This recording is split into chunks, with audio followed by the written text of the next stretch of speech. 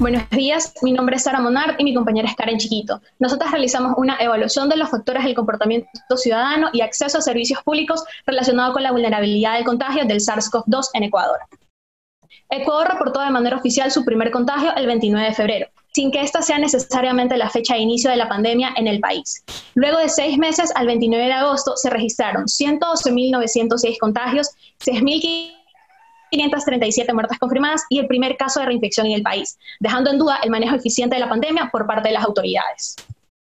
La llegada del coronavirus impactó fuertemente a la economía ecuatoriana, causó una paralización del 70% de las actividades económicas durante el estado de emergencia, un decrecimiento del 3.8% del PIB entre marzo y mayo y que puede llegar hasta una disminución del 9.6% a lo largo del 2020. Dentro del mismo periodo, el desempleo aumentó en 4.1% y se estima que en lo que queda del año se puedan perder hasta 14.4% de empleos formales. Todo esto pone al Ecuador en una situación compleja para su reactivación, siendo uno de los mayores desafíos para el siguiente gobierno debido a la proximidad de las elecciones.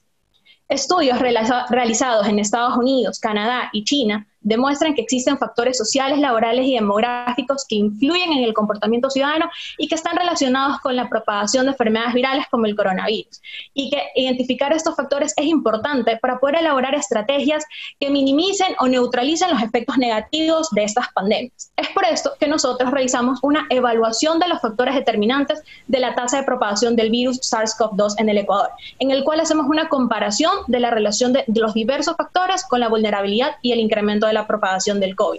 Asimismo, identificamos los factores con mayor concentración de contagio. Para ello, estimamos un modelo a nivel cantonal para diferentes periodos acumulados del tiempo, en el cual pudimos observar la evolución de la pandemia y la interacción de los datos. Utilizamos datos de fuentes oficiales como el INEC y el Banco Central. Durante los primeros 15 días y el primer mes, los factores que presentaron una relación tanto inversa como directa son el promedio de minutos de compra por hogar, el promedio de personas por hogar, distancia de los cantones a Guayaquil, el sector urbano y el sector de acceso a agua potable sin tuberías. Respecto al promedio de minutos de compra por hogar, podría reflejar las compras de pánico que se realizaban por la falta de conocimiento ante la situación, mientras que la distancia de los cantones a Guayaquil nos indica que a menor distancia hay mayor riesgo de contagio. A partir del segundo mes, el porcentaje de mujeres y el PIB cantonal se vuelven relevantes y presentan una relación inversa. El porcentaje de mujeres, de acuerdo al porcentaje de mujeres, nos indica que hay factores tanto biológicos como asociados al género que hacen que sean menos propensas al contagio, mientras que el PIB cantonal nos podría reflejar que las actividades económicas en su mayoría son de alto contacto físico y esto a la poca cultura de teletrabajo en el país hace que podría tener un decrecimiento en la producción. Para el tercer mes, la distancia de los cantones respecto a Quito se vuelve una variable relevante y presenta una relación inversa debido a los registros de contagios que se realizaron durante mayo y junio. Cabe recalcar que la distancia de los cantones a Guayaquil y el sector urbano se mantienen relevantes durante los 5 periodos de estudio.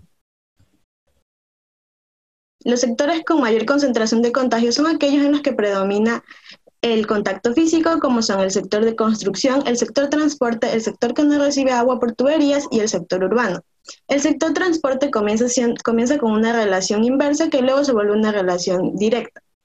Esto podría reflejar la dinámica de las medidas tomadas por las autoridades durante la pandemia. Los sectores que no reciben agua por tuberías presuntamente lo hacen por tanqueros, lo cual imposibilita el cumplimiento del distanciamiento social, mientras que el sector urbano son sectores en los que hay mayor concentración económica, lo cual aumenta el riesgo de contagio. En conclusión, hemos demostrado que el conocimiento de los factores sociales, laborales y demográficos relacionados con la propagación del COVID-19 permiten generar estrategias eficaces para un manejo eficiente de los recursos. De esta manera, los sectores públicos y privados podrán tomar medidas con el propósito de reducir los efectos negativos ante un posible rebrote del virus. Muchas gracias. Gracias.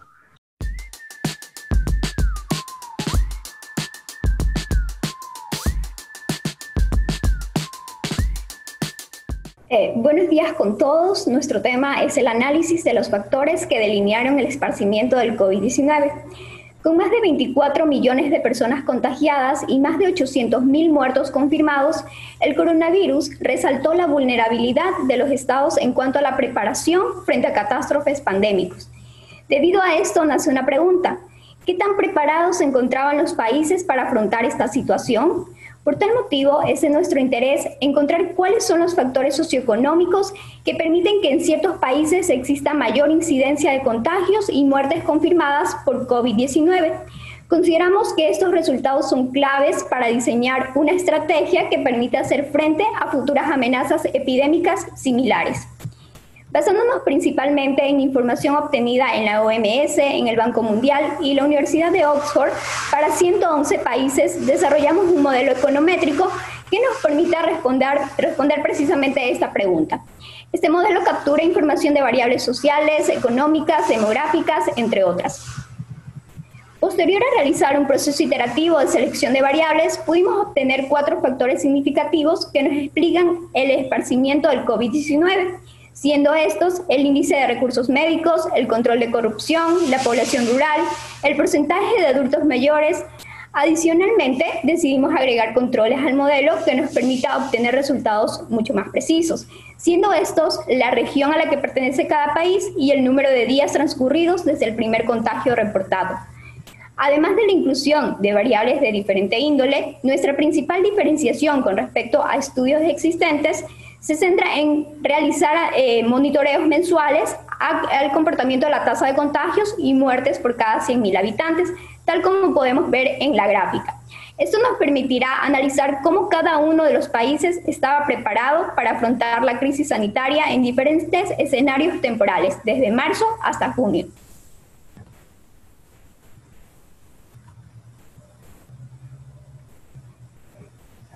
Como primer punto, se puede mostrar la relación inversa que existe entre el índice de recursos médicos y la tasa de fallecimiento por coronavirus. Es decir, aquellos países con menor cantidad de médicos y camas hospitalarias no pudieron aplacar con efectividad grandes volúmenes de muertes, como es el caso, por ejemplo, de Italia y de España, quienes presentaron colapsos y una respuesta de atención sanitaria insuficiente. Estos problemas con los recursos médicos en su mayoría se deben al comportamiento que presentan los gobernantes en cuanto a administrar de forma legítima estos recursos. Es así como el control de corrupción se vuelve una pieza clave para poder contrarrestar el efecto negativo que tiene el COVID-19.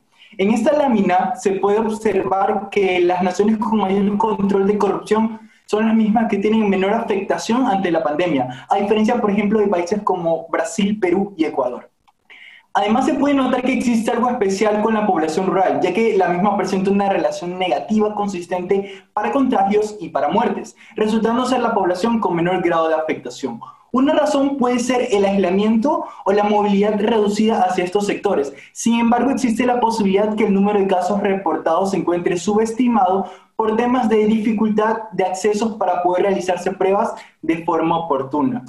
Con respecto a la población adulta, en nuestro modelo inicialmente el coeficiente era positivo, pero con el transcurso del tiempo este cambió su signo. Pero al final del día, ¿qué significa esto? Si bien es cierto, al inicio de la pandemia este grupo de población era considerado la más vulnerable, de hecho por esa misma característica es que posteriormente se le otorga más cuidado, lo que convierte en una disminución de este riesgo. En el lado derecho de la imagen podemos observar cómo en los 2 primeros periodos de tiempo la población adulta es la que tiene mayor riesgo en cuanto a sufrir una vulneración y morir por causas de COVID. Por último, una vez conociendo todas estas deficiencias que los países pueden obtener para poder desarrollarse correctamente, podemos hacer recomendación de 3 puntos. Primero, fortalecer los estándares de gobernanza mediante un control más estricto a las instituciones públicas. Segundo, aumentar la formación del capital humano en el sector salud y adquisición oportuna de recursos médicos. Y por último, focalizar preventivamente la seguridad a grupos vulnerables como lo son adultos mayores. Gracias.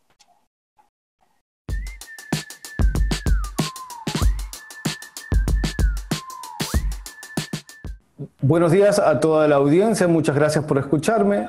La investigación que yo estoy presentando es Estrategias Fiscales para la Recuperación de la Economía Ecuatoriana durante el COVID. Ecuador tiene un problema bastante serio.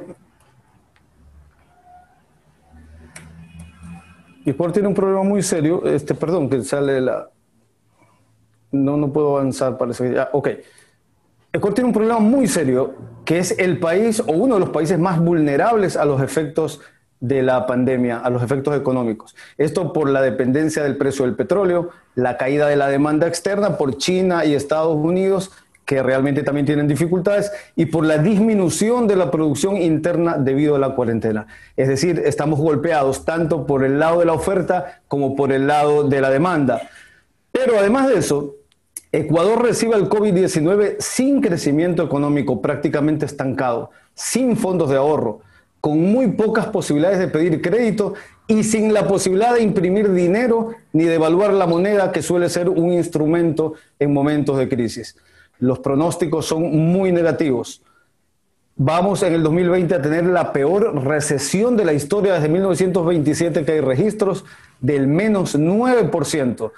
La pobreza y la extrema pobreza llegará a 45.4% de la población, es decir, casi la mitad de los ecuatorianos viviendo en pobreza o extrema pobreza.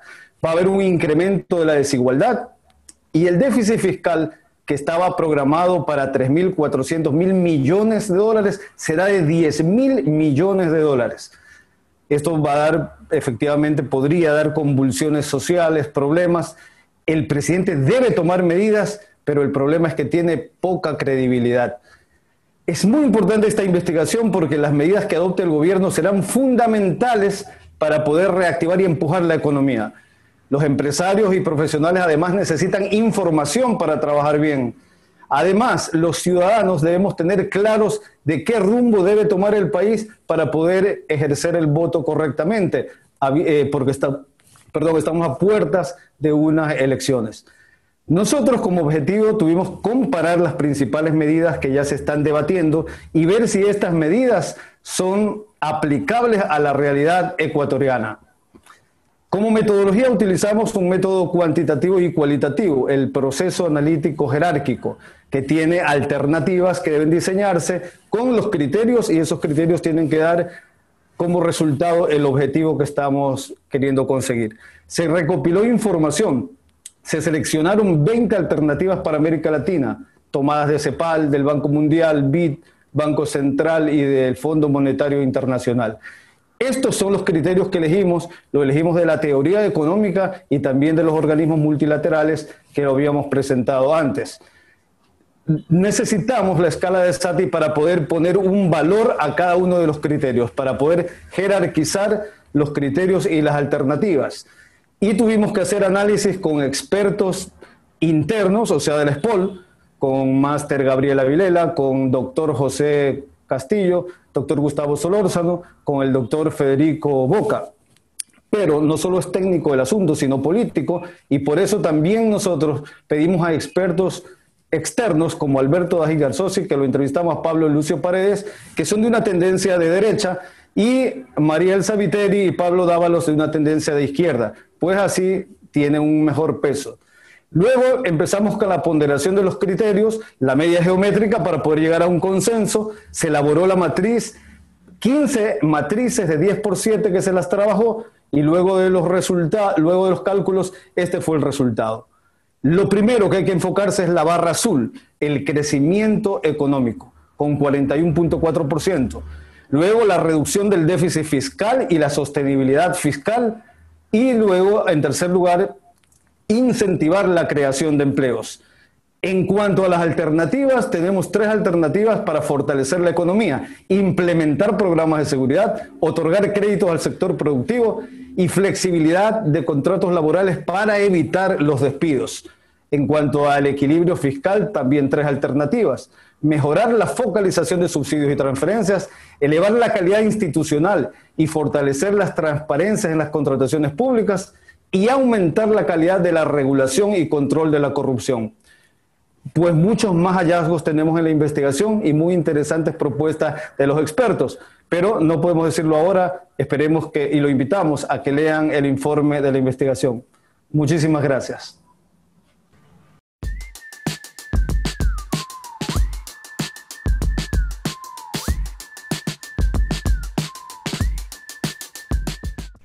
Recientemente, la carrera de Economía celebró 25 años de haber sido creada. Desde ese entonces se han graduado 2.425 estudiantes, siendo su primera promoción en el año de 1998, con 16 economistas, 8 hombres, 8 mujeres. Durante este tiempo surgieron cambios en distintos ámbitos, ya sea institucionales, estudiantiles, legales, entre otros. La facultad se ha ido acoplando a estos cambios y a los cambios en las características de los estudiantes, ya sea por generación, género, lugar de origen o fuentes de estudio. Actualmente, la SPOL para el primer término del año 2020 tiene registrados 2.575 estudiantes y en la FCCH hay 1.895 estudiantes, de los cuales 582 pertenecen a la carrera de Economía. Este estudio es importante porque ayudará a tomar decisiones dentro de la facultad y así maximizar el rendimiento de los estudiantes y el número de graduados. Entonces, queremos determinar la incidencia de las características de los estudiantes de Economía de la Facultad de Ciencias Sociales y Humanísticas de SPOL en el rendimiento académico, es decir, cómo afecta o cuánto del promedio final de graduación corresponde a las características propias de cada individuo. Las variables que se usaron fueron género, colegio de procedencia y años sin graduarse. La presencia del género femenino en la carrera ha sido muy fuerte a lo largo de la misma. Y este comportamiento podría considerarse constante en cada promoción de la carrera, ya que no existe mayor diferencia. En el siguiente gráfico consideramos el colegio de procedencia y vemos que el 23% de los graduados provinieron de un colegio fiscal y el 77% de un colegio particular.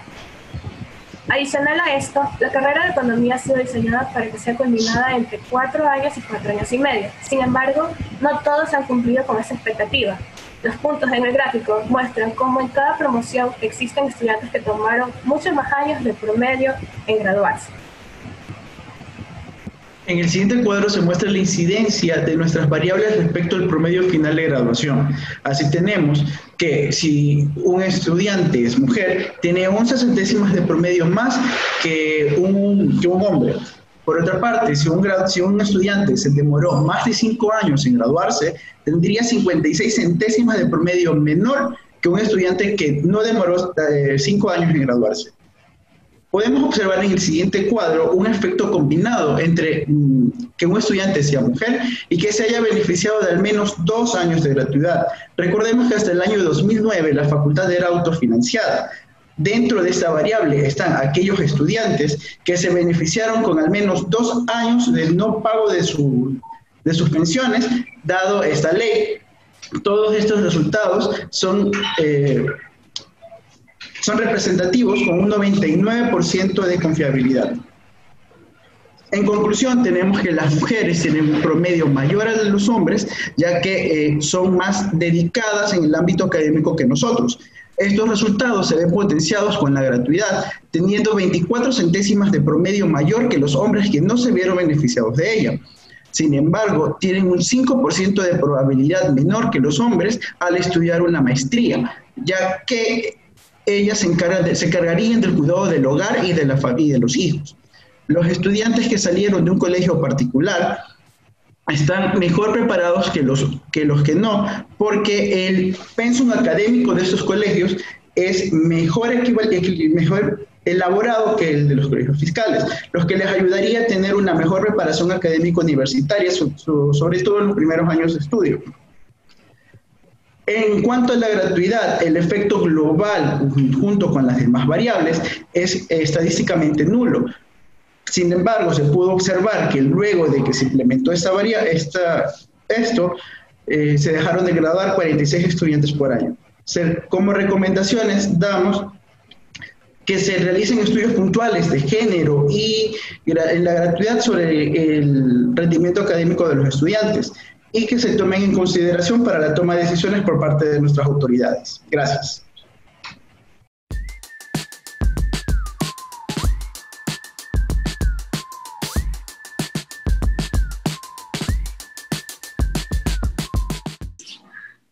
¿Cómo sería su actitud hacia una actividad que tiene que realizar por obligación? Lo más probable es que no sea positiva. Soy Nicole Paz y junto a Andrés Novoa hemos investigado esta situación.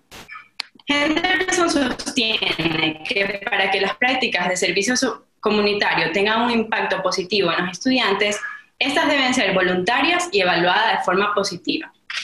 Luego de preguntar a los estudiantes de SPOL cuál era su percepción acerca de las prácticas comunitarias, la segunda respuesta más común fue un requisito para graduarse, lo cual está plasmado en los artículos 87 y 88 de la Ley Orgánica de Educación Superior desde el año 2010, donde se determina que las prácticas de servicio comunitario son requisitos para la obtención del título de tercer nivel.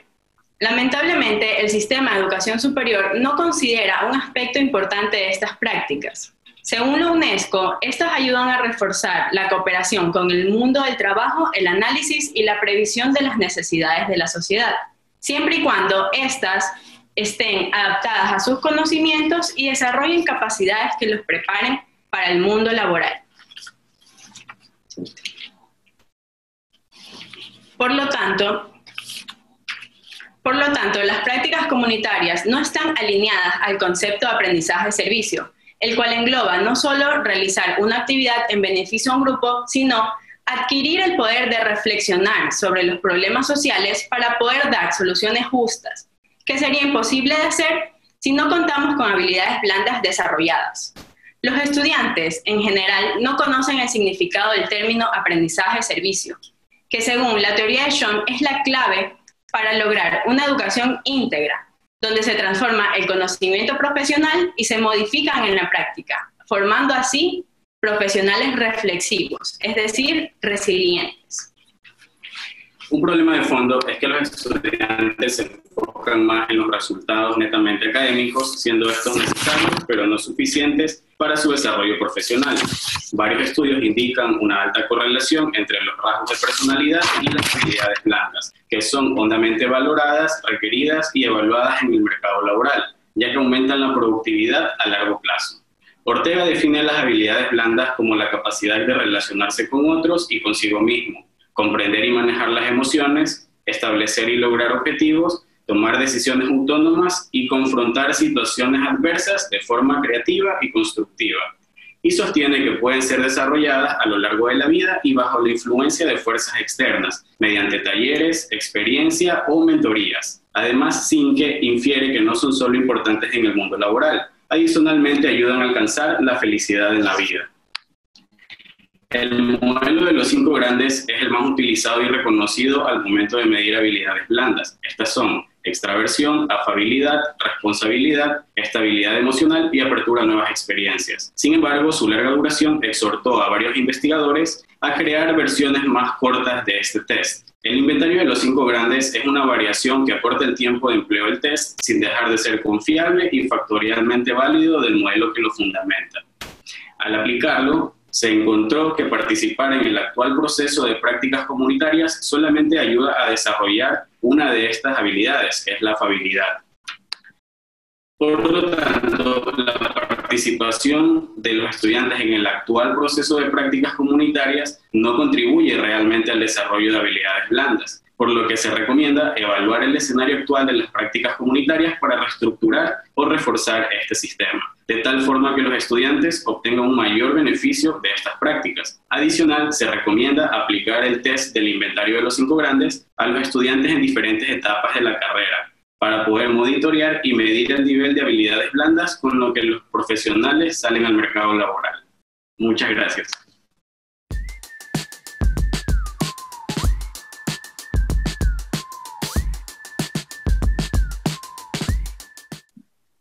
Buenos días, grupo presente. El éxito es la consecuencia directa de la perseverancia. Durante los últimos años, Ecuador ha sufrido varios eventos que afectan a su desarrollo. Entre estos, una pandemia que pone en peligro la vida de las personas y ha golpeado a determinados sectores económicos. Uno de los más afectados en la ciudad de Guayaquil ha sido el sector del turismo, y dentro de este, el segmento de congresos y eventos. Es aquí donde identificamos el problema, ya que este sector involucra la concentración masiva de personas, actividad restringida por disposiciones gubernamentales, percibiendo pérdidas de millones de dólares. Solamente entre marzo y mayo del presente año, las pérdidas del sector productivo en ventas llegaron a 14 millones de dólares, según el Ministerio de la Producción. ¿Nos volveremos a reunir? La importancia de resolver este problema radica en que hasta el momento no existen estudios económicos que reflejen la situación actual. Estos son necesarios para la correcta toma de decisiones ante los problemas presentes.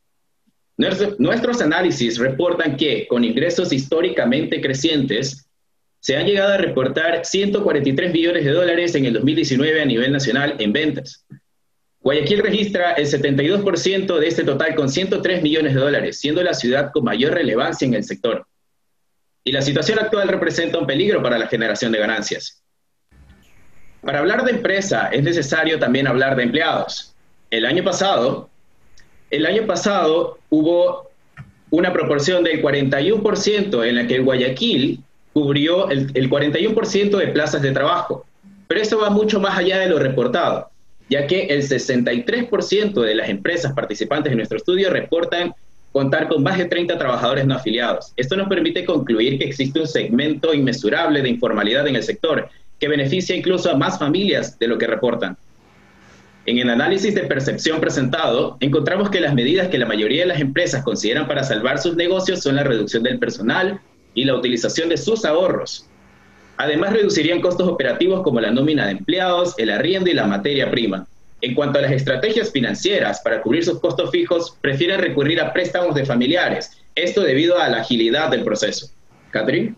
Todas las medidas antes mencionadas tienen como objetivo auxiliar la continuidad del sector ante los acontecimientos del 2020. Con respecto a las utilidades e impuestos del sector, se reportaron 5.1 y 6.9 millones respectivamente, favoreciendo al sector privado y a los fondos públicos. Estas cifras tendían a crecer antes de la pandemia del COVID-19. El escenario que se considera es el más probable para el 2020 es aquel en que los ingresos para la ciudad de Guayaquil caen en un 70% respecto a lo que se había pronosticado. Al considerar este impacto directamente en los ingresos por ventas de las empresas y en la compra de insumos, se sentirán las consecuencias para todos los rubros. El crecimiento en este sector en cuanto a ventas era indiscutible. Para el 2020 se habría llegado a obtener un aproximado de 114 millones. En este nuevo escenario se obtendría aproximadamente 34 millones. Además, para contrarrestar la pandemia del COVID-19 se implementaron varias estrategias administrativas y financieras. Nuestro análisis de percepción da a conocer que en la actualidad el sector es indiferente a las medidas por parte del gobierno. Es decir, ni las aprueba ni las desaprueba. Y se siente algo de acuerdo con las medidas por parte del sector financiero. Las medidas que más aceptación reciben son contratos laborales flexibles, reducción de tasas de interés, condonación de multas y deudas.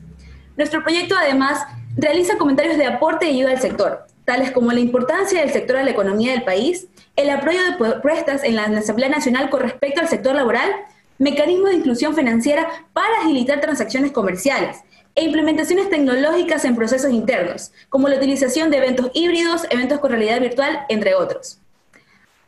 A pesar de todas las adversidades que la pandemia impuso en el sector, es optimista ante la probabilidad de continuar sus operaciones, mediante la implementación de estrategias ante los posibles obstáculos. Nuestro proyecto es importante porque aporta una herramienta necesaria para resolver el problema en el sector. Es parte de un análisis de coyuntura y aporta al desarrollo de la sociedad. Recopila información de primera mano que refleja la situación previa y actual para poder tomar las decisiones correctas para la economía. Para la economía de Juan, de Luis y su equipo, de Ricardo, Mauricio, José, Rosa, emprendedores detrás de ese sector, parte fundamental del mismo, empleados y empleadores, familias enteras que dependen de los ingresos de este sector. En la siguiente lámina podrán encontrar nuestros medios de contacto por algún comentario o duda acerca del proyecto. Muchísimas gracias.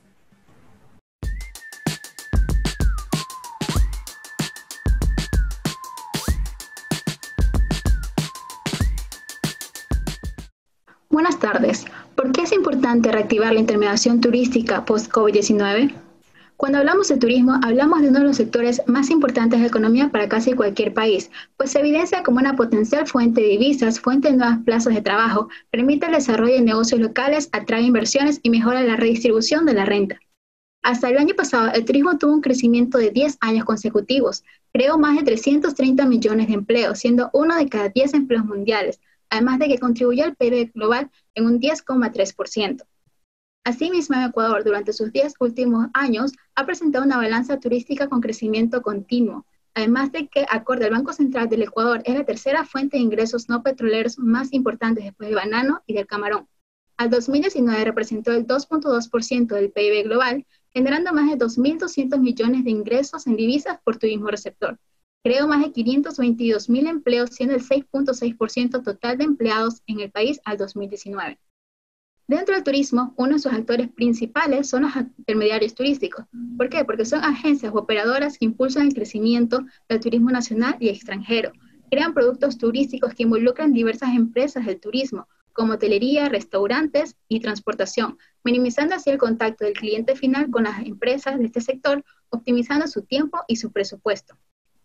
Lamentablemente, sus actividades se vieron frenadas de manera repentina e indefinida debido al brote del coronavirus o COVID-19, puesto que las principales medidas tomadas alrededor del mundo fue el cierre de fronteras, cierre de aeropuertos y confinamiento de países enteros, limitando así la movilidad de las personas para evitar mayores contagios.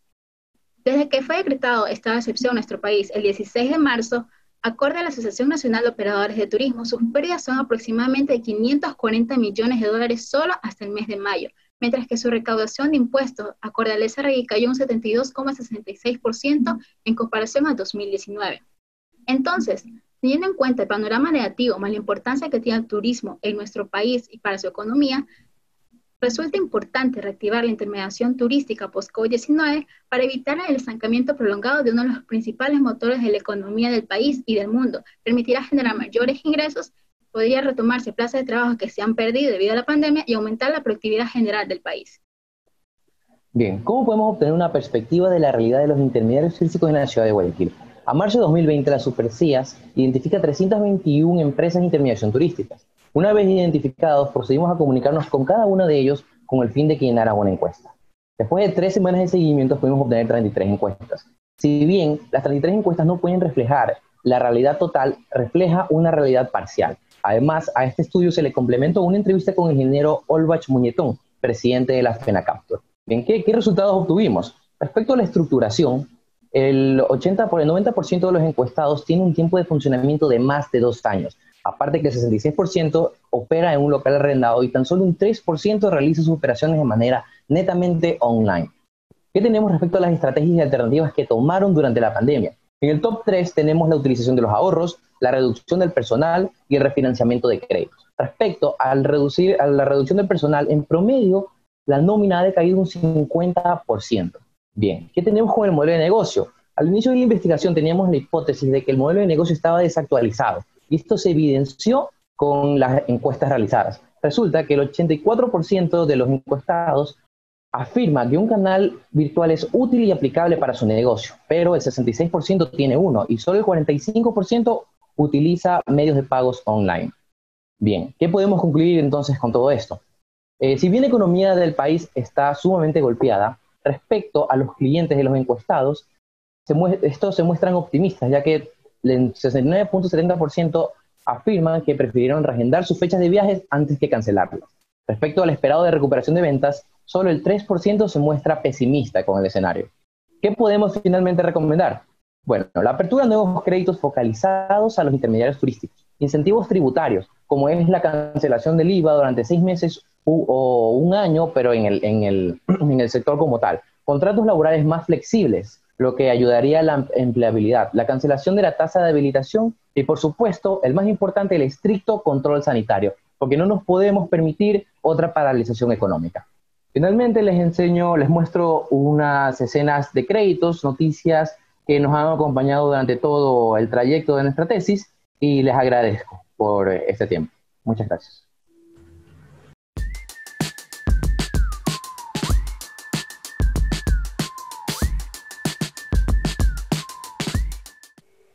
Muy buenas tardes a todos los presentes. Nuestro tema es un análisis coyuntural del sector hotelero ecuatoriano frente a la crisis del COVID-19. Ecuador es un país que cuenta con una amplia riqueza natural, en la cual resaltan diversos paisajes a través de las 4 regiones que conforman el país.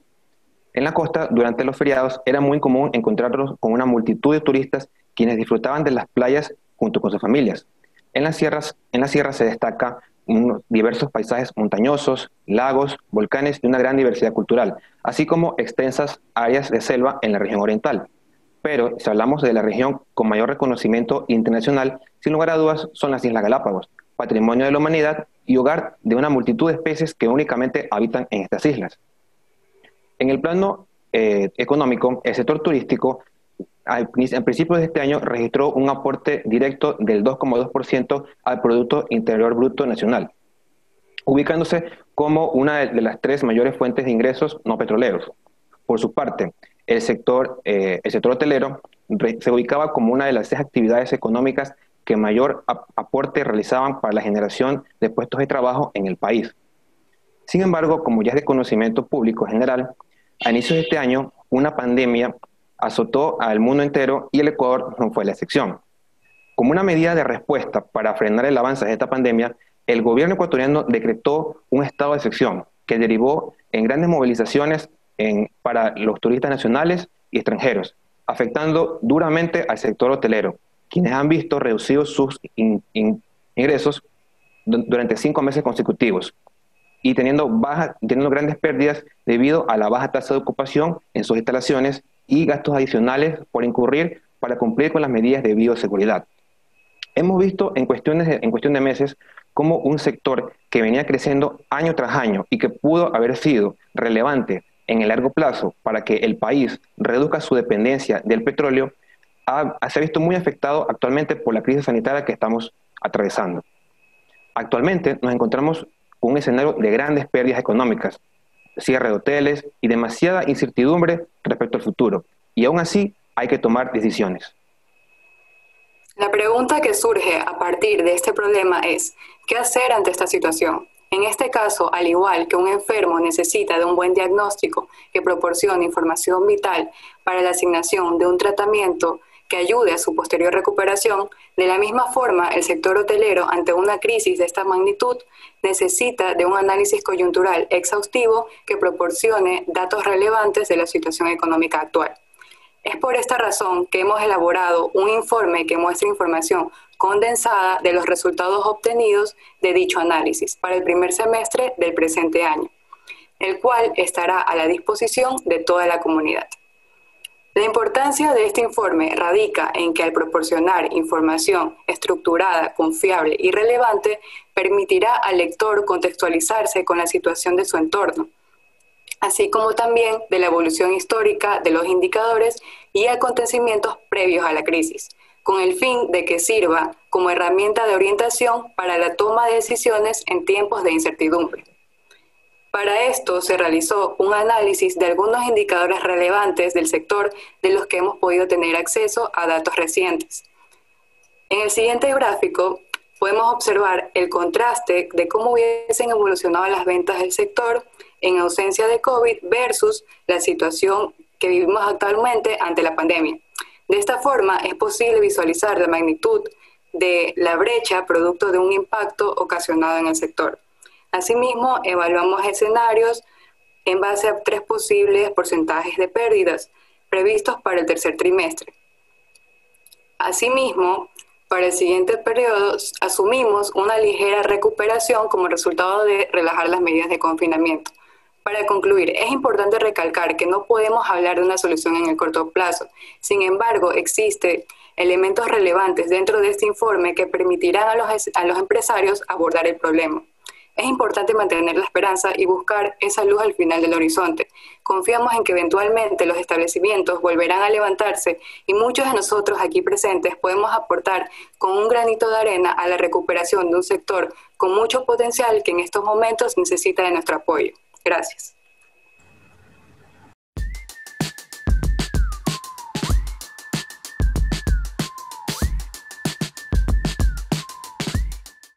Buenas tardes con todos los presentes. Este trabajo de investigación fue realizado por Nicole Espinosa y quien habla Karen Macías. Análisis de la balanza comercial del Ecuador por área económica en los primeros trimestres de los años 2017 al 2020, que es el periodo constitucional de Lenín Moreno. El primer mandatario recibe una balanza comercial con un superávit. En el año 2018, la balanza comercial presenta una desaceleración, lo que se lo atribuimos a que Ecuador sale de 2 áreas económicas como es el ALBA y la UNASUR. En el año 2019 se dan a conocer nuevas medidas económicas, entre estas la liberación del precio del combustible. Para el año 2020 se anuncia la aparición de una nueva enfermedad como es el COVID-19. En marzo de este mismo año, la OMS lo declara una pandemia. Como medidas de prevención, el gobierno decide un cierre de fronteras y un confinamiento obligatorio, haciendo que el comercio a nivel nacional disminuya. Muchos se preguntarán, ¿qué es la balanza comercial? Pues bien, la balanza comercial es donde se registran los ingresos por exportaciones menos los desembolsos por importaciones. Es por esto que mi compañera y yo vimos la necesidad de implementar un estudio el cual nos sirva para mejorar una mejor asignación de los recursos al sector que mayor ventaja posea y a su vez al área económica que mayor demande, con la finalidad de incrementar los ingresos del país. Esto fue posible realizando un BCR. BCR es la ventaja comparativa revelada y sirve para ver si existe un déficit o un superávit y nos indica si se posee una ventaja o una desventaja en el intercambio comercial. Gracias.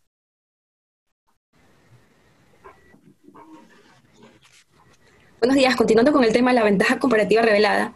Para poder interpretar estos resultados, el BCR, si es mayor a 0, indica que posee una ventaja económica el país o el área económica analizada a nivel internacional. Pero si el BCR es menor a 0, significa que la ventaja comparativa el país no la posee. Sin embargo, hemos hecho una base de datos, analizamos la base de datos del Banco Central del Ecuador por área económica y por sector y contrastamos los datos con el Centro del Comercio Internacional.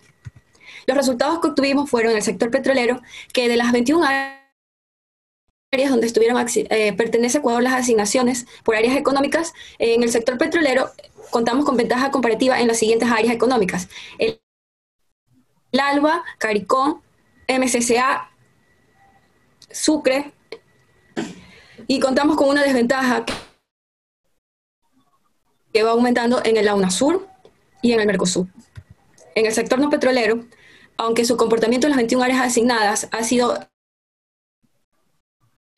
presenta una ventaja comparativa, en la ventaja que obtiene en el área económica de CARICOM, que es la Comunidad del Caribe, esta ventaja ha ido disminuyendo y en el 2020 presenta una disminución llegando al 0.02%.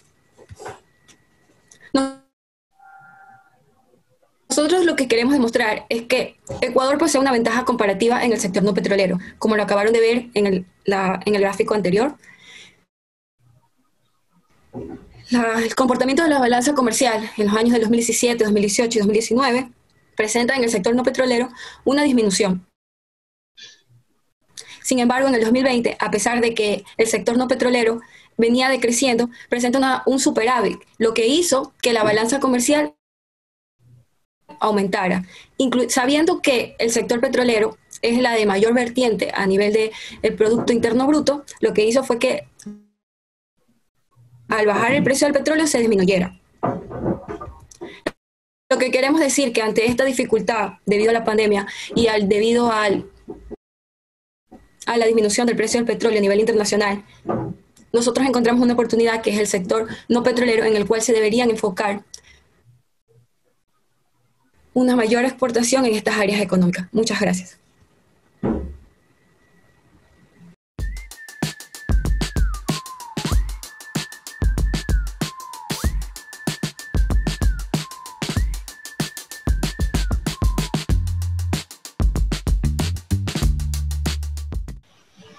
Ok, Miss. Buenas tardes con todos, miembros del jurado, profesores y compañeros. Nuestro tema es análisis de los impactos económicos y sociales del COVID-19, perspectiva de los sectores turismo comunitario rural en las provincias de Guayas y Santa Elena. En Ecuador, el turismo comunitario es la tercera fuente de ingresos no petrolera. Derivada del COVID-19, este sector se ha visto uno de los más afectados. La Organización Mundial de Turismo estima un ingreso promedio entre turistas entre el 20 y 30%, afectando principalmente la oferta laboral. Es importante conocer que el turismo comunitario fue creado para mejorar la calidad de vida, elevar el nivel de bienestar de los participantes que se encuentran en la comunidad, compartiendo así con ellos el patrimonio natural y cultural con los turistas o viajeros.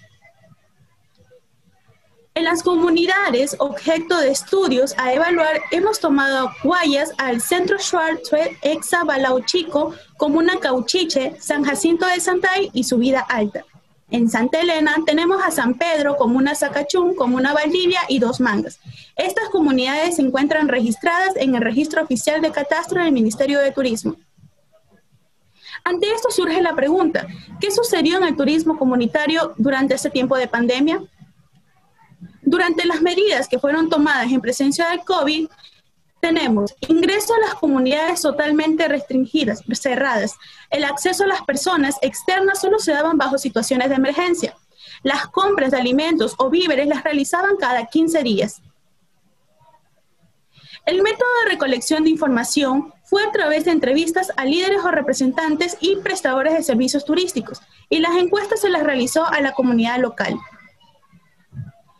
Como aspecto económico, aquellos quienes contestaron identificarse como actividad turística corresponde al 27%, del cual antes de la pandemia el 13% percibieron ingresos mensual inferior a $100, el 9% entre $101 a $250.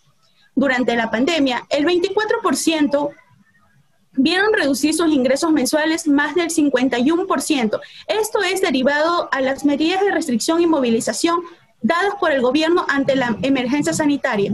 Y las actividades alternas al turismo, como la pesca, que representa el 18%, percibieron ingresos mensuales inferior a $100.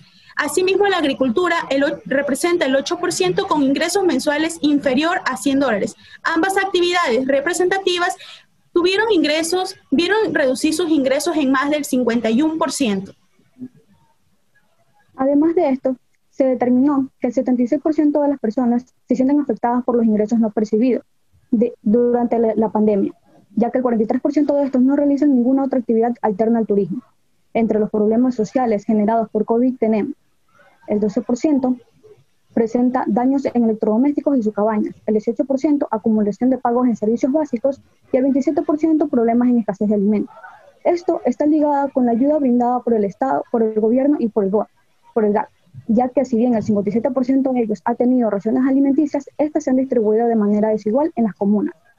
Dentro del sector del turismo, el 29% ha tenido capacitaciones sobre medidas de bioseguridad. Estas se han dado por medio de SPOL y de COBRE, haciendo nula la participación del gobierno en este sector.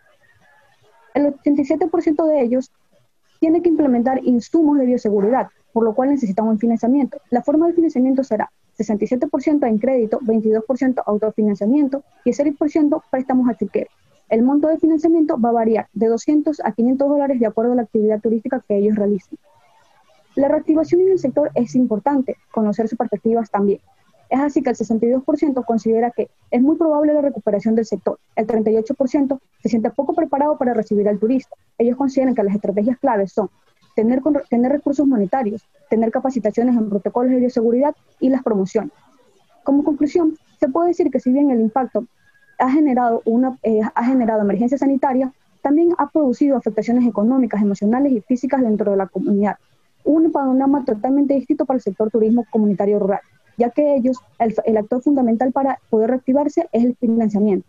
Entonces, como recomendaciones se da que deben otorgarse créditos que se ajusten a la posibilidad de sus pagos y con capacitaciones financieras. Un ejemplo de esto es Reactívate Ecuador, dirigido a guías turísticos a los cuales se les han otorgado créditos con plazos de pago desde 36 meses, 6 meses de gracia y una tasa de interés del 5%. Esto lo han acompañado con capacitaciones financieras de manera virtual. Es entonces por esto que también es importante promover más el estilo de vida comunero. Esto va a ayudar a promover tanto el patrimonio natural y cultural dentro de nuestro territorio nacional. Muchas gracias.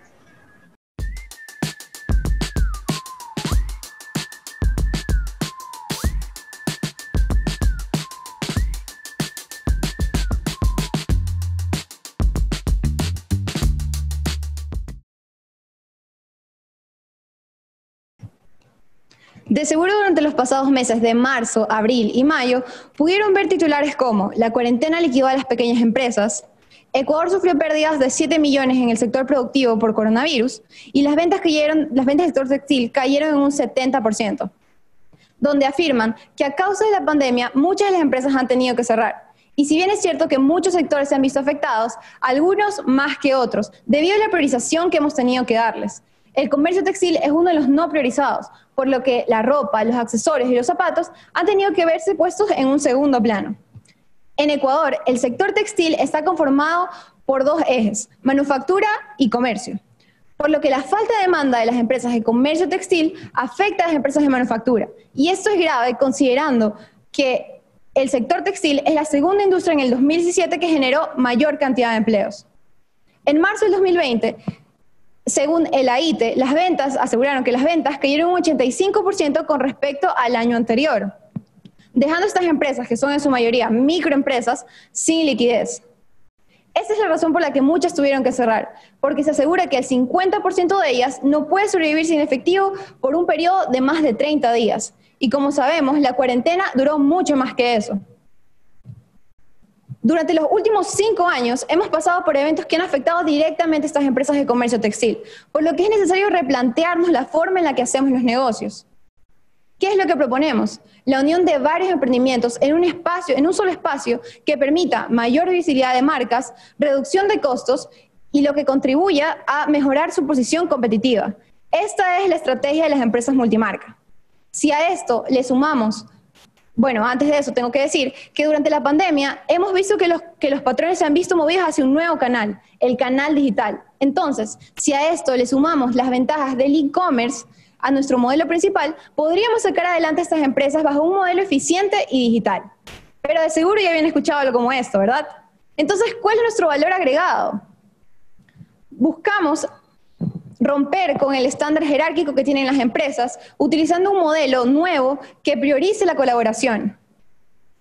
Por lo que nuestra propuesta final es una tienda multimarca online cooperativa. Buscamos no solamente ser una plataforma, sino un espacio de crecimiento colaborativo para los emprendedores. Un lugar donde ellos puedan obtener feedback de nosotros, se pueda obtener un incremento de intercambio de información. E imagínense cómo esto podría ayudar a estos nuevos emprendedores. Además, podemos otorgarle un sentido de pertenencia a través de los principios cooperativos, como el aprendizaje mutuo o el intercambio de información, como ya había comentado. Mientras que los clientes tendrán la oportunidad de realizar compras a través de nuestra plataforma de manera segura, tendrán variedad de productos y lo podrán hacer desde la comodidad de su casa y que en paralelo estarían apoyando directamente al comercio local. Nuestra plataforma busca alcanzar personas, hombres y mujeres entre 16 y 60 años que les gusten realizar compras de vestimentas en línea de la ciudad de Guayaquil. Para esto hemos tomado 3 fuentes diferentes de datos del CESE, el INEC y un estudio de mercado realizado por nosotros donde pudimos estimar que la demanda potencial serían aproximadamente 64.000 personas y que esta demanda crecería en un 15% en promedio anual cada año. De igual forma, utilizamos el estudio de mercado para determinar la cantidad de prendas mínimas que estarían dispuestas a vender nuestra plataforma y llegamos que se venderían aproximadamente 15.000 prendas al año.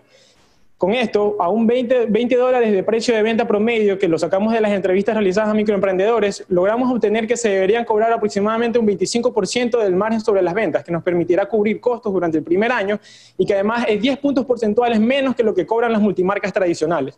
En nuestra estructura de costos tenemos costos fijos que ascienden a $71.500 y costos variables que serán el 5% de los ingresos que nos servirán para capacitaciones y talleres a los participantes.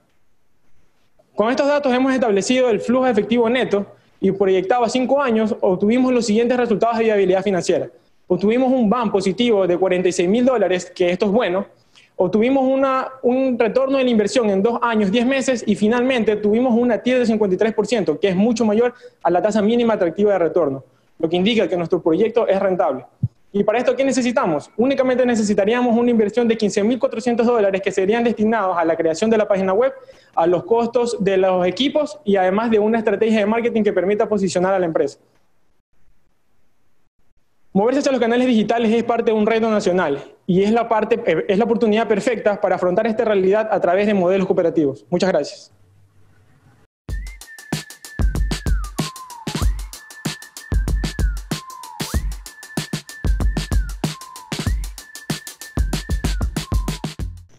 Bien, buenas tardes con todos los presentes. Nuestro proyecto de titulación busca analizar lo que son los impactos que ha tenido el COVID-19 con respecto a la liquidez de las pymes ecuatorianas en el sector comercio. Creo que todos reconocemos que el año 2020 nos ha tomado por sorpresa y que la realidad económica y social de nuestro país ha dado un giro tremendo.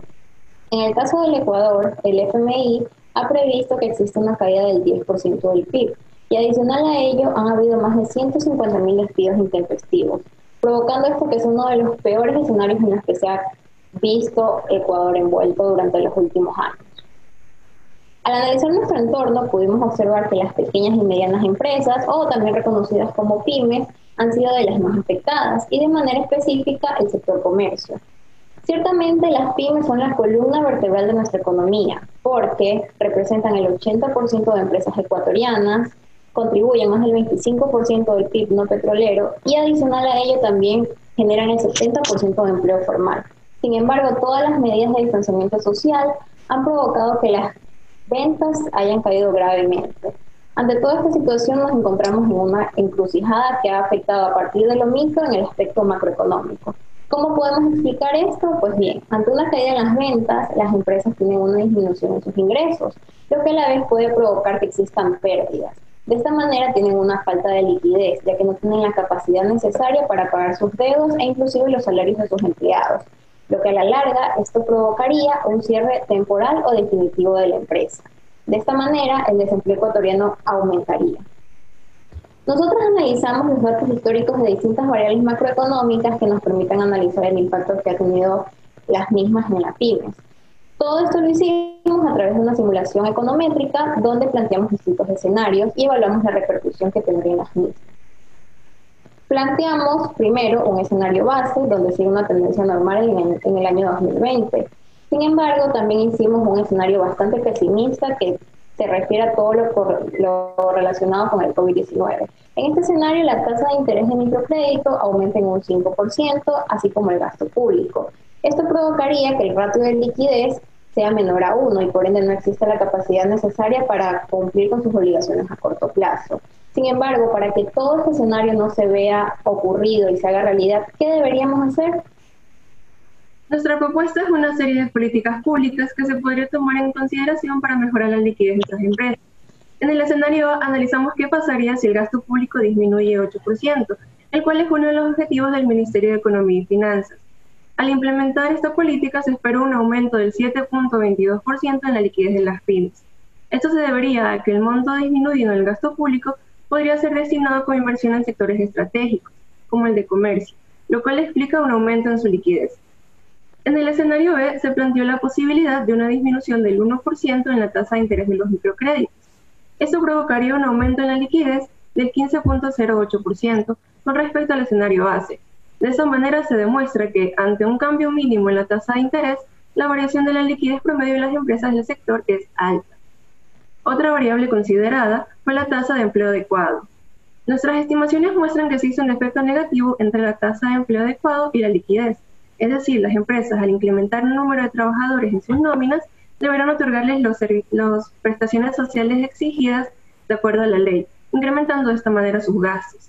A partir de esto se plantea el escenario C, donde analizamos que el empleo adecuado puede aumentar hasta un 15% sin que las pymes tengan problemas de liquidez. En el gráfico presentado se recopila todo lo analizado anteriormente, en donde la línea azul representa el escenario base con los ratios de liquidez promedio desde el año 2010 hasta el año 2020. En el último tramo de este gráfico se presentan los escenarios analizados, donde podemos observar que el escenario B es el más significativo con un ratio de liquidez de 1.77. Por ende, la política pública que generaría mayor impacto en la liquidez promedio de las pymes del sector comercio sería la referente a la disminución de la tasa de interés en microcréditos, ya que las empresas al disminuir la tasa de microcréditos estarían más dispuestas a adquirir créditos en las instituciones financieras y así poder solventar sus deudas correspondientes a todo lo que pasó con el COVID-19.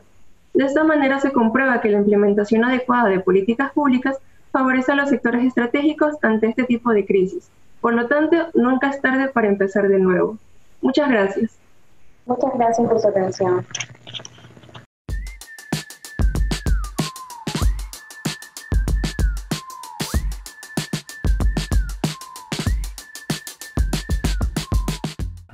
Muy buenas tardes con todos. Nuestro tema es la supervivencia en el sector comercio en el Ecuador, perspectivas ante la crisis del COVID. La llegada de la pandemia del COVID-19 y las medidas de salud públicas implementadas para su contención han estancado a las economías y generado una recesión a nivel global. Esto ha afectado a los distintos sectores de la economía ecuatoriana, donde las empresas del sector comercio han tenido que hacer grandes esfuerzos para no cesar sus operaciones de una forma permanente, por lo cual nuestro estudio se centra en el análisis de esas variables que favorecen la supervivencia de las empresas. ¿Por qué el sector comercio? Bueno, debido a lo representativo que es este sector dentro de la economía ecuatoriana, al contar con el 34,93% de las empresas del país, los que aportan alrededor en promedio del 10% del PIB, siendo este de 9.260 millones de dólares. También aporta con 552.900 plazas de empleo, siendo estas el 18% que se encuentran registradas en el IES. Con todos estos factores, bueno, pues una afección en este sector recae sobre el desarrollo económico, directamente sobre el desarrollo económico de la economía del país, y a su vez afecta la calidad de vida de los ecuatorianos. Para analizar esto, implementamos un modelo de supervivencia, el cual se basa en un modelo de respuesta binaria, donde analizamos los factores financieros y factores propios de las empresas, obtenidos por medio de la Superintendencia de Compañías, Valores y Seguros, donde se examinó una muestra de 10.335 observaciones dentro del periodo 2014-2018, entre las cuales el 3,8% cayeron en un estado de cierre. A continuación, mostramos un poco las variables que resultaron significativas en nuestro modelo. En la columna central podemos ver la relación que tienen estas variables con la probabilidad de cierre. Y en la tercera columna tenemos los efectos marginales. ¿Qué nos dice esto? Bueno, pues nos dice cómo un incremento en un 1% en el ingreso por ventas disminuye la probabilidad de cierre empresarial en este sector de entre 0,82 a 0,87%. Entre las otras variables analizadas, tenemos las que son propias de las empresas, como sus tamaños y la región a la que pertenecen. Entre las regiones, tenemos como las más grandes tienen un efecto negativo tienen una relación negativa en esta probabilidad de cierre, mientras las más pequeñas tienen una relación positiva. Al comparar las regiones y examinarlas, encontramos que la región sierra, es decir, las empresas que pertenecen a la región sierra, tienen una relación positiva a la probabilidad de cierre, de entre 0,77 y 0,82%, al compararlas con las empresas de la región costa. Este modelo nos permite evidenciar posibles variables que, si no se impulsan, pueden llevar a las empresas a tender al cierre, por lo que es un análisis preliminar para poder establecer medidas de contingencia para buscar la resiliencia en el sector. Tras evidenciar la importancia de estos factores, se realizó un análisis de las ventas con IVA y para tener una aproximación del efecto del COVID en el sector y de cómo ciertas medidas ya implementadas han sido beneficiosas para la recuperación de las ventas. De esta forma, el resultado nos muestra que en el mes de abril las ventas alcanzan su punto más bajo en lo que va del año, sumando pérdidas de alrededor de 2.800 millones de dólares al compararlas con una proyección de esas mismas ventas sin el efecto de la pandemia. Como podemos ver en la gráfica, en mayo las ventas presentan una notable recuperación. Esto debido a que sectores no indispensables que paralizaron sus actividades al inicio del estado de excepción tomaron medidas que reactivaron de a poco su dinamismo comercial. Como conclusión, el estudio evidencia que para una reactivación en las ventas es necesario aplicar medidas estratégicas, para lo que las empresas deben tomar en cuenta los factores financieros, donde su objetivo es alcanzar una pronta recuperación, que le permita mantener un estado de solvencia, restableciendo así sus pagos a terceros y regulando sus tasas de apalancamiento, lo cual es muy importante. Por otro lado, el estudio ha permitido visualizar la importancia de mantener niveles de endeudamiento sostenibles en el corto plazo y que a su vez impulsen sus niveles de apalancamiento, lo que incrementa las posibilidades de supervivencia. Finalmente, y como último punto, algo más relevante de la investigación para los hacedores de políticas públicas fueron los hallazgos que se encontraron al analizar los tamaños de las empresas, al igual que su ubicación geográfica, tal como se lo mostró en la tabla de las láminas anteriores, en donde pertenecer a una región determinada y depende sobre todo del tamaño de la empresa. Si tiene un tamaño ineficiente, esto puede incrementar la probabilidad de cierre de la empresa dentro del sector, por lo que se podrían orientar por medidas de reactivaciones focalizadas no solo por cantones, sino también considerar el efecto por región. Muchas gracias.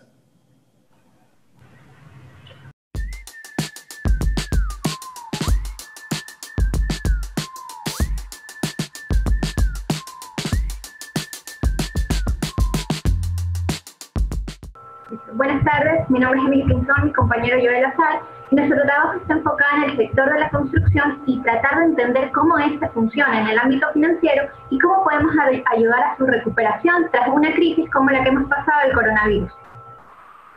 Entonces, ¿qué es lo que está pasando actualmente en el Ecuador? Se estiman entidades como el Fondo Monetario Internacional, estima que una caída de aproximadamente el 10% para el PIB del sector, y hace 2 semanas el Banco Central del Ecuador mostró una pérdida de aproximadamente 335.000 empleos en lo que va del 2020 y por lo menos 25.000 pertenecen al sector construcción. Entonces, ¿qué es lo que está pasando? Que nos estamos enfrentando a una de las crisis más fuertes en los últimos 100 años y para tener una idea, lo comparamos a la crisis del 99, en donde se registró una pérdida del 4.7% del PIB. Esto quiere decir, bueno, con base en esto, recordando que el sector de la construcción aporta con aproximadamente el 11% del PIB al Ecuador, es necesario que tomemos medidas para poder ayudar a la reactivación del sector. El objetivo de este estudio es realizar un diagnóstico financiero del sector y posteriormente proponer medidas públicas y privadas para ayudar a su reactivación. ¿Qué fue lo que se hizo? Primero, se calcularon 12 ratios financieros del sector del 2006 al 2018 de los datos de la Superintendencia de Compañías. En segundo lugar, se redujo la duplicidad de información gracias al análisis de componentes principales, es decir, que en lugar de trabajar con los 12 ratios, trabajamos solamente con 5 o 6 componentes, que son grupos de variables similares, y estas logran ya explicar los datos sin quitarle consistencia. En tercer lugar, determinamos un modelo PROBI, que es un modelo de probabilidad de ocurrencia o no de un suceso. En nuestro caso, el suceso es la pérdida, y vamos a determinar cuáles componentes, que serán nuestras variables, son los más influyentes en la probabilidad de pérdida. Con base en esto, se diseñó un paquete de propuestas basados en los componentes ya obtenidos y finalmente, a modo de ejemplo, cuantificamos una medida para cada tamaño y realizamos simulaciones de Monte Carlo para poder estimar el impacto que estas medidas tendrían en el sector. Bien, los resultados se han dividido según el tamaño de la compañía. En particular para las pequeñas, tenemos que esos 12 ratios iniciales se han logrado reducir a 5 componentes o nuevas variables que explican el 84% de la variación de los datos. En particular, tenemos 3 componentes significativos, el 1, 3 y 4, relacionados con temas de eficiencia, liquidez y rentabilidad. Al ser pequeñas estas compañías, pues requieren una ayuda un poquito más integral y por ende tenemos, digamos, más ratios vinculados a esa probabilidad de pérdida. Las medianas, en cambio, tienen 6 componentes, 85, explican el 85% de la variación de los datos. Tenemos 2 componentes significativos relacionados con eficiencia, endeudamiento y con liquidez. En particular, estas empresas deben pensar en mejorar sus relaciones con proveedores en términos de plazos y ser más eficientes. Esto es, con la misma cantidad de activos, lograr conseguir más ventas. Las grandes, en cambio, tienen problemas un poquito más puntuales. Tenemos que 6 componentes explican el 86% de variación de los datos. El componente significativo está correlacionado con el ratio de endeudamiento y de liquidez. Y en particular aquí la ayuda tiene que ir por reducir días de cobro y optimizar esa relación que hay entre el pasivo y patrimonio para obtener una fuente de financiamiento ideal y de bajo costo. Las propuestas en particular, tenemos aquí listadas las propuestas realizadas, tenemos el tamaño de la compañía que busca atender, tenemos qué ratio busca mejorar y el resultado obtenido luego de correr estas simulaciones a través de probabilidades. Para las pequeñas, ofrecemos créditos para aliviar problemas de liquidez de $25.000 vía CFN. Buscamos mejorar el ratio de liquidez y el resultado que obtuvimos fue que se aumenta la probabilidad de que el ratio esté por encima de 2, un 22% con respecto del escenario base o inicial. La segunda medida que puede ayudar a tanto a medianas como a grandes son créditos hipotecarios a través del BIES por $915 millones para lograr aumentar los ingresos alrededor del 8%. De estos 2 tamaños de compañías buscamos mejorar tanto el ratio de rotación de activos totales como de días de cobro. ¿Qué tenemos? Para las medianas, que se aumenta la probabilidad de que este ratio esté por encima de 1, es decir, de manera saludable, alrededor de un 13%, mientras que en el caso de las grandes la probabilidad de estar entre 0 y 90 días de cobro aumenta un 5%. Concluyendo y recomendando, como comentábamos, para las pequeñas hay que aliviar esos problemas de liquidez y hay que pensar en una ayuda un poquito más integral. Las medianas, enfocarse en mejorar la eficiencia y la relación con proveedores, y las grandes, aparte, enfocarse en mejorar sus días de cobro, también pensar en invertir en innovación y desarrollo para ser más eficientes en sus operaciones. Recomendaciones: en las utilidades, atención en el sector por su efecto dinamizador en el empleo, profundizar, es decir, ser útil, pensar en un solo tamaño para enfocarse en él y hacer medidas más particulares, y también para afinar las propuestas, pensar en trabajar con gerentes para ver la practicidad de ellas. Muchas gracias.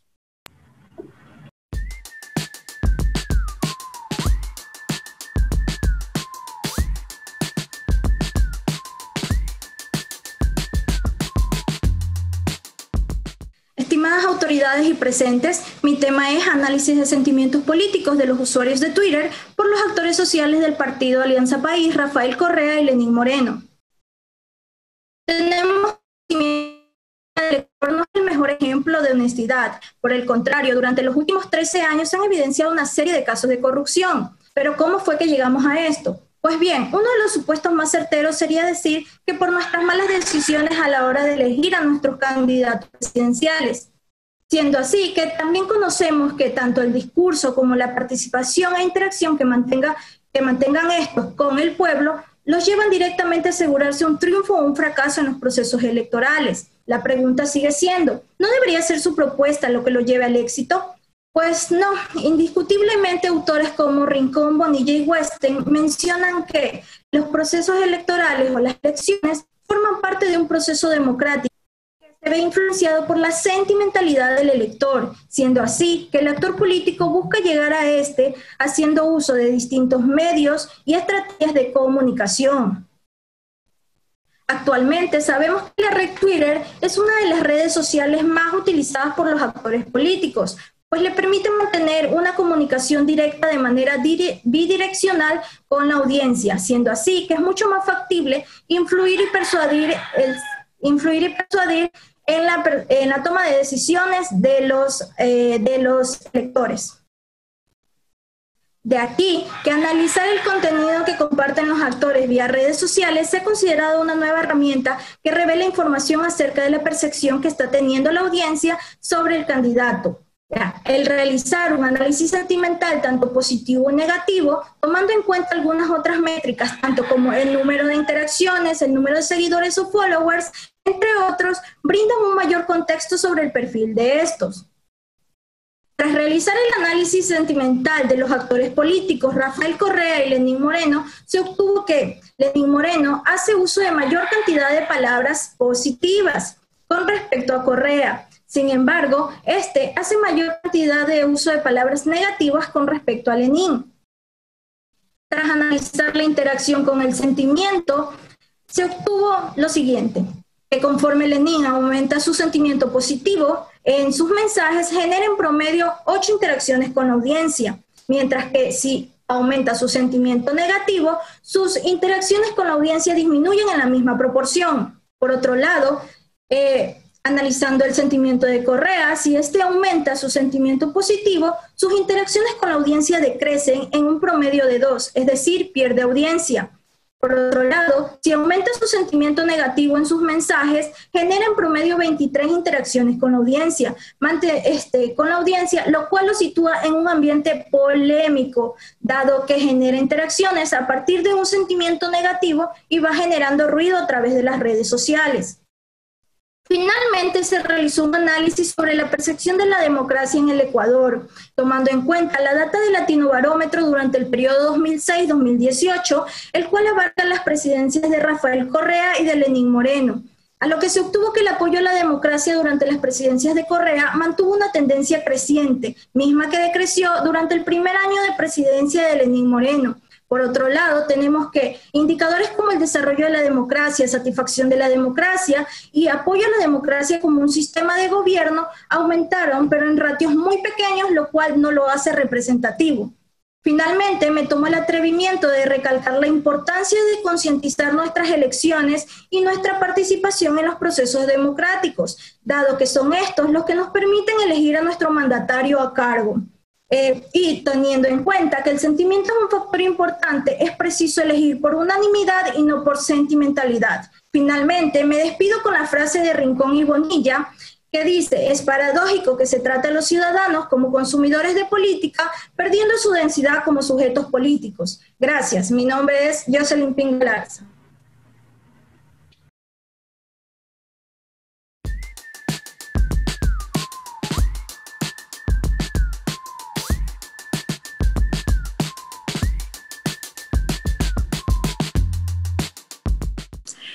Buenas tardes con todos, mi nombre es Ariana Shipa, trabajé en un proyecto multidisciplinario junto a Ingeniería Agrícola y Alimentos, con el tema Fertilización Agrícola, técnicas agrícolas de fertilización dirigidas al cultivo de arroz rentable con un alto nivel de zinc. Comenzando, Con los antecedentes se tiene que el arroz es un alimento elemental en el plato de todos los ecuatorianos, tiene una gran importancia nutritiva, contribuye considerablemente en la economía y en el sector agroindustrial, además de poseer la mayor superficie en los suelos ecuatorianos de cultivo. No obstante, se encuentra el problema en el contexto dietético, ya que se ha detectado cierta deficiencia de zinc en el arroz, por lo cual este proyecto busca la fortificación del zinc desde el cultivo, mediante una propuesta rentable. Como objetivo conjunto del proyecto se busca evaluar la rentabilidad de este producto y además la elaboración de un nuevo producto a base de este cereal. En cuanto a lo económico, tiene como objetivo evaluar la rentabilidad, la productividad y la factibilidad comercial de este proyecto. Para esto se planteó como metodologías la utilización de herramientas como matemática financiera, investigación de mercado y para la productividad, una prueba de control aleatorizado. Además, el tipo de investigación, según el alcance y resultados del proyecto, fue descriptivo y además como segundo eje de tipo de investigación se utilizó un tipo causal para explicar la relación entre los factores. Una vez realizada la investigación de mercado, se realizaron alrededor de 400 encuestas y varias entrevistas a expertos profesionales. Como resultados en cuanto a las encuestas, se obtuvo que alrededor del 80% de la población muestral muestra interés en el nivel nutricional de su consumo.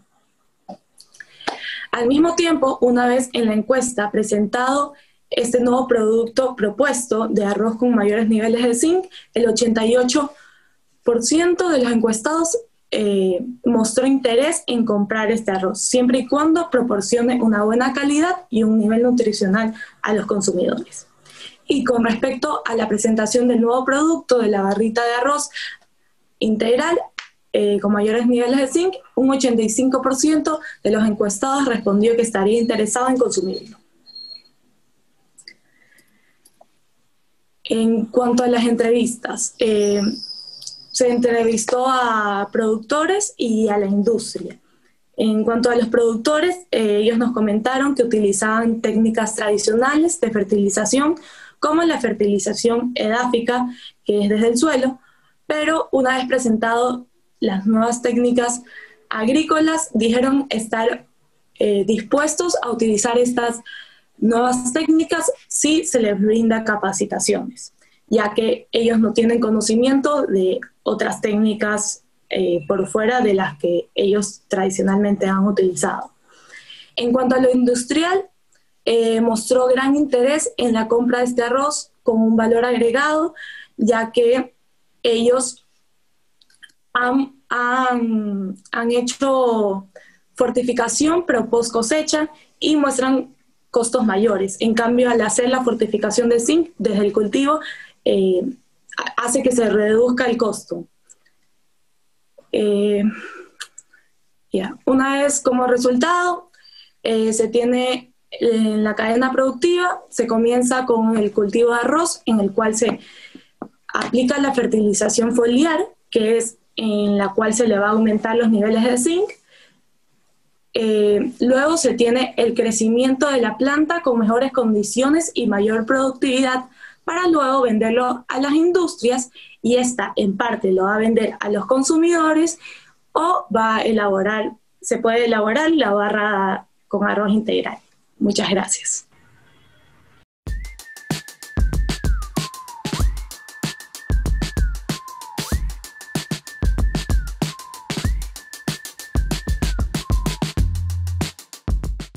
Buenas tardes, mi nombre es Diana Pérez y junto con mi compañero Gabriel Canales presentaremos el tema análisis de factibilidad de un sistema de depuración de moluscos bivalvos con recirculación a nivel de laboratorio.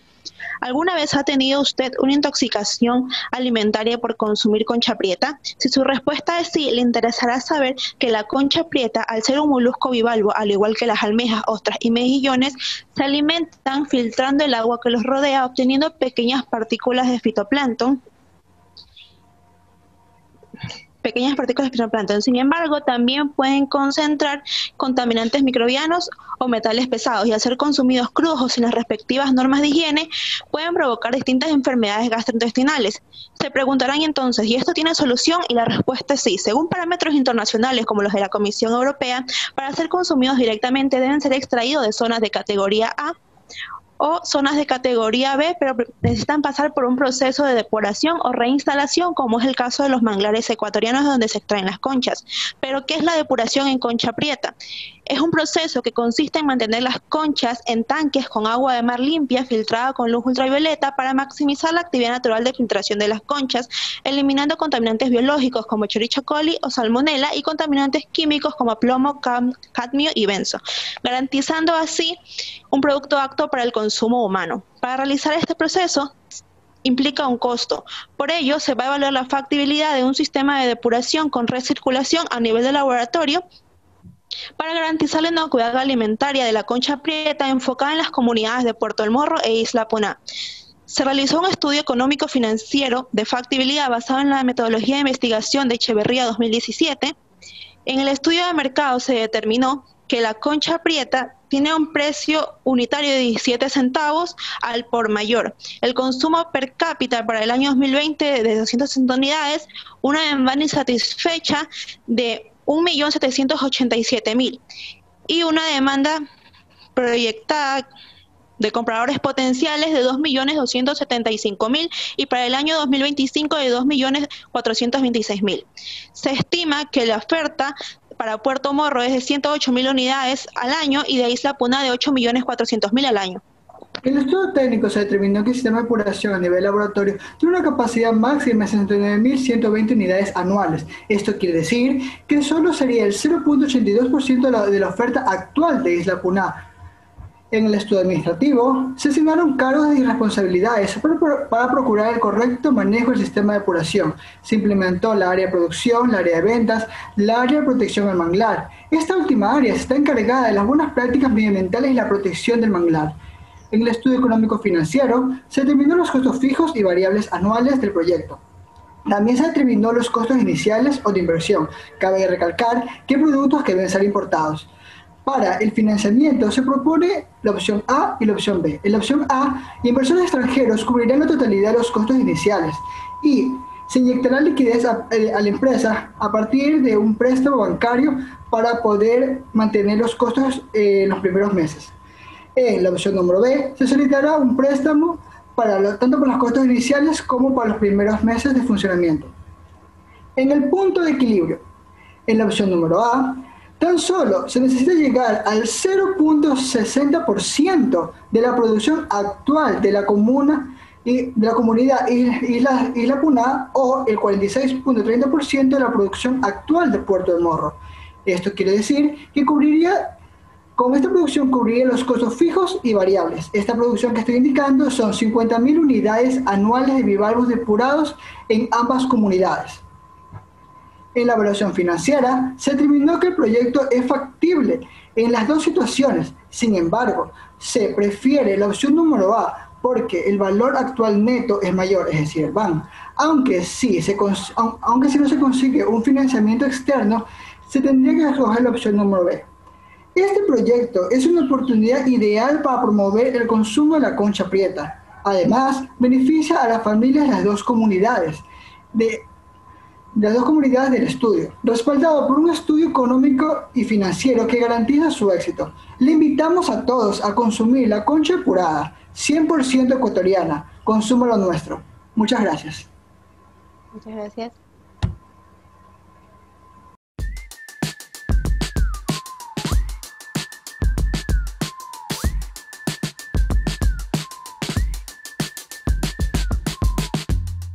Buenas tardes, nuestro proyecto se enfoca en la predicción de la deserción de clientes en el sector de seguros del Ecuador mediante el uso de Machine Learning. Como descripción del problema, tenemos que debido a la emergencia sanitaria provocada por el COVID-19, existen afectaciones en el sector asegurador, como lo son afectaciones en la atención del cliente, impacto en la continuidad del negocio, siniestralidad y cambios en el flujo de efectivo.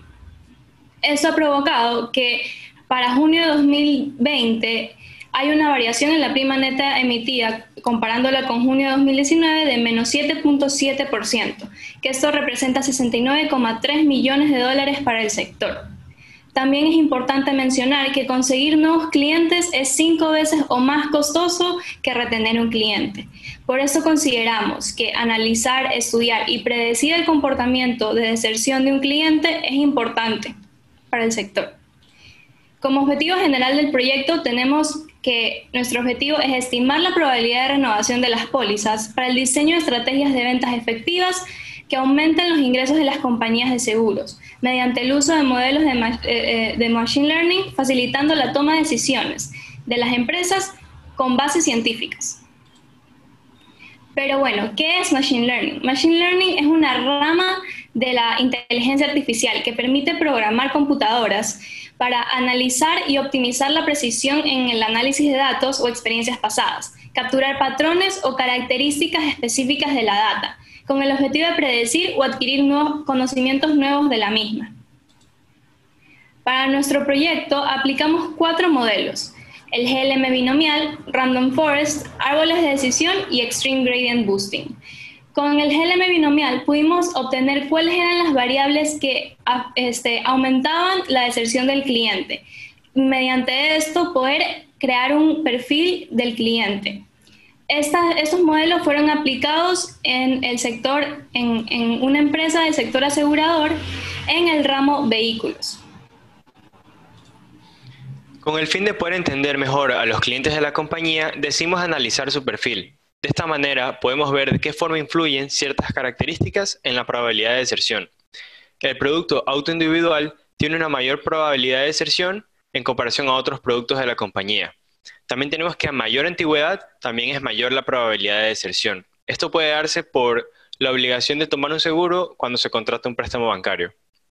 Decidimos también agregar el color del vehículo a nuestro análisis y los resultados arrojaron que el color blanco y gris tienen una alta probabilidad de deserción. También creamos una variable que indica si el cliente decide disminuir la suma asegurada de su vehículo, lo cual podría darnos a indicar pérdida del poder adquisitivo y por eso también aumenta la probabilidad de deserción. Estos son los resultados de los 4 modelos. Podemos observar que el Extreme Gradient Boosting, o también llamado XGB, nos ofrece una mejor precisión en comparación al resto de modelos, pero los resultados son bastante parecidos al Random Forest. Finalmente optamos por el XGB. Con la matriz de confusión podemos observar el desempeño del modelo. La diagonal principal nos indica la precisión del modelo para identificar las pólizas renovadas y no renovadas. En base a estos números, podemos decir que el 82.80% de las pólizas no serán renovadas, pero esa es nuestra precisión con las pólizas no renovadas. Como conclusiones, la región señalada son las pólizas que no serán renovadas, de las cuales identificamos 6.196. La campaña comercial se aplicaría en la sección señalada ahora, que son 8.255. ¿Y por qué se aplicaría en estas? Porque son las pólizas que el modelo identificó que no serían renovadas. Finalmente, en el mejor de los casos, se lograría renovar esta sección, pero siendo un poco más realistas y asumiendo un 50% de efectividad en la campaña comercial, lograremos renovar 7.068 pólizas, lo cual representa un incremento del 178% en el índice de renovación de la compañía. Bueno, el XGB fue el modelo que mejor resultados nos ofreció en todas las métricas que analizamos. También como una conclusión final, podemos decir que al focalizar los esfuerzos para prevenir la deserción, se puede lograr una mayor efectividad al momento de retener clientes, logrando una mejor relación con ellos y un mayor beneficio para la compañía. Muchas gracias.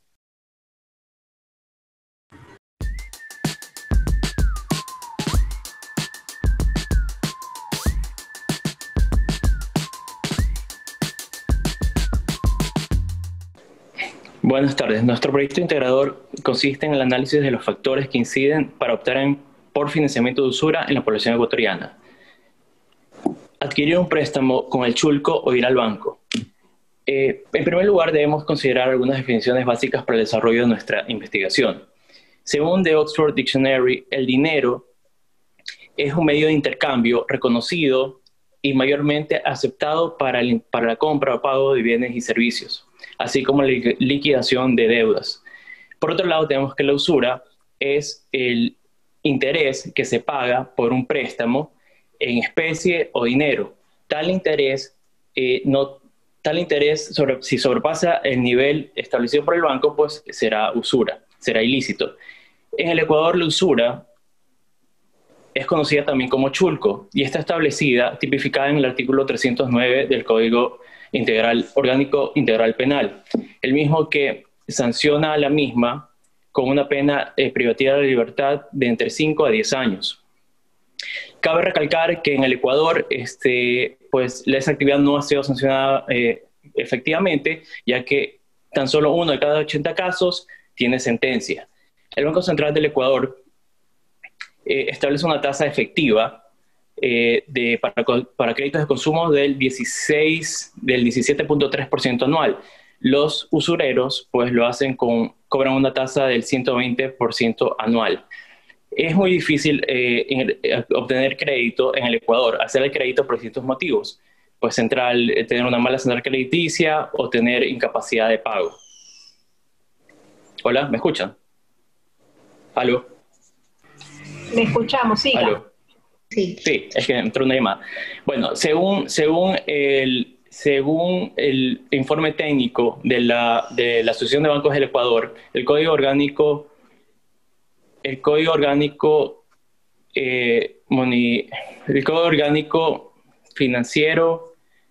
Monetario y Financiero se creó a la par de la Junta Política Financiera para la regulación de este tipo de temas. Así, las funciones principales son la formulación y dirección política de créditos, crediticia y crediticia, así como también la regulación de las tasas de interés y el establecimiento del nivel de crédito. En el problema de investigación, el mercado de crédito está concentrado especialmente en las medianas y grandes empresas. Aparte, el 80% de las personas que desean acceder a este crédito carecen de recursos y no optan por acceder a estos préstamos porque no se los van a ofrecer. Cierto porcentaje de la población ecuatoriana considera la usura como un medio de financiamiento rápido y seguro. Para la metodología se usaron 2 técnicas de estudio, la encuesta y la entrevista. Fueron 123 encuestados de la provincia del Guayas, comprendido por beneficiarios de los proyectos de la unidad de vínculos del SPOL que pertenecían a sectores vulnerables. La encuesta se la hizo con el fin de saber cuál era el comportamiento de las personas hacia la usura, también conocer cuál era su experiencia si ellas la habían vivido y además saber cuál era la opinión acerca de los accesos a la banca ecuatoriana. Para la entrevista se colocó una entrevista con un prestamista informal, para lo cual nosotros íbamos a saber cuál era su experiencia con respecto a él siendo un chulco. Para ello, en los resultados también se reflejó que un 38% dijo que la falta de capital era una de las razones principales para acudir a los préstamos usureros. Aparte, un 28% dijo que poseía deudas. Un 54% dijo que optó por montos de $100 a $499. El 34% de personas dijo que se les ofrecía una tasa de interés del 24%, seguido de una tasa del 21%. En las garantías, el 93% de personas dijo que no se les ofrecía ninguna garantía. El 53% dijo que conocían personas que han accedido a la usura y que un 40% había dicho que esta experiencia fue negativa. El 50% de personas dijo que habían solicitado un préstamo, pero no tenían un fácil acceso a la banca, con el 53%, el 39% dijo que sí tenía un fácil acceso y el 8% dijo que era indiferente. En las conclusiones y recomendaciones se da que los principales factores que inciden en que las personas quieren realizar préstamos es por el nivel de ingresos, la falta de capital para acceder a un nuevo emprendimiento y también se concluye que estas personas forman parte de las que son desempleadas y los artesanos. En las recomendaciones se recomienda implementar un plan de educación financiera, también se propone una regulación de cantidad de requisitos que los sistemas financieros requieren al momento de adquirir un préstamo y por último revisar las formas de adquirir préstamos por medio de una cooperativa de crédito y ahorro que existen en el país. Gracias.